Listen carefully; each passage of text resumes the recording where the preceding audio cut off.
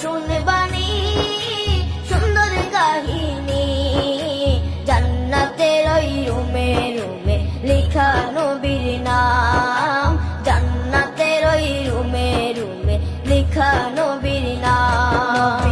রহমতে আলম নূরে মুজাসসম, রহমতে আলম নূরে মুজাসসম, সাহাবীরা আতর বানায় ওই নবীজির ঘাম, সাহাবীরা আতর বানায় ওই নবীজির ঘাম, সাহাবীরা আতর লাগায় ওই নবীজির ঘাম, সাহাবীরা আতর লাগায় ওই নবীজির ঘাম।